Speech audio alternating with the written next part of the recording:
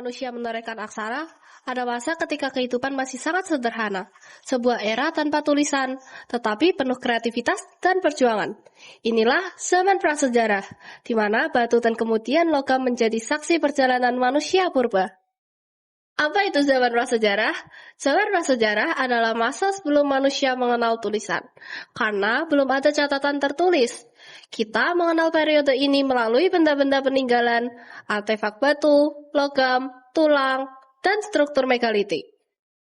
Di Indonesia, periode ini terbagi dalam dua zaman besar, zaman batu dan zaman logam. Zaman batu. Zaman batu adalah fase panjang di mana manusia menggunakan batu sebagai bahan utama untuk membuat alat-alat. Periode zaman batu terbagi menjadi beberapa subzaman: Paleolitikum, Mesolitikum, Neolitikum, dan juga Megalitikum. Paleolitikum atau zaman batu tua. Pada Paleolitikum, alat yang digunakan masih sangat kasar. Serpian batu, batu besar sebagai senjata, kapak perimbas.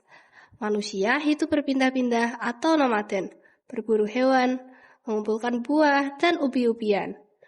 Meskipun sederhana, manusia pada masa ini sudah mengenal api yang sangat membantu dalam bertahan hidup.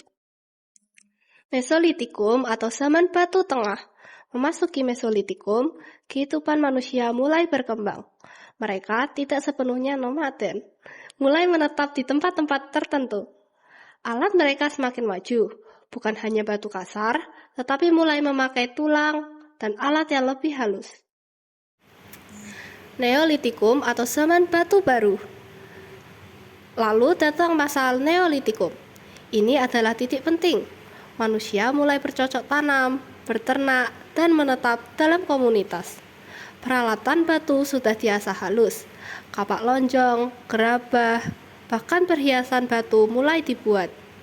Dengan stabilitas hidup, terbentuk permukiman tetap dan kehidupan sosial mulai lebih kompleks.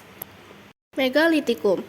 Pada akhirnya di zaman batu muncul Megalitikum, masa di mana manusia membuat struktur batu besar seperti menhir, dolmen, punden berunda sebagai tempat memujaan atau kuburan.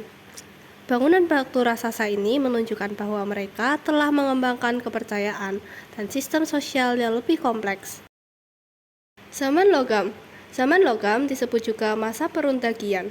Di era ini, manusia mulai mencairkan biji logam dan mencetaknya menjadi berbagai alat.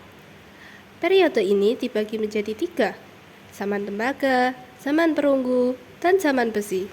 Namun, di Nusantara, yang dominan adalah perunggu dan besi. Zaman perunggu. Perunggu adalah campuran tembaga dan timah. Alat seperti kapak corong, nekara, semacam gong logam, perhiasan, dan arca banyak terbuat dari perunggu. Contoh peninggalan perunggu di Nusantara menunjukkan adanya perdagangan logam dan keahlian tinggi para pengrajin. Zaman besi. Kemudian manusia mulai memakai besi yang kuat dan tahan lama. Dengan besi, alat pertanian, senjata, dan alat kerja lain menjadi lebih efisien. Perubahan ini membawa evolusi sosial.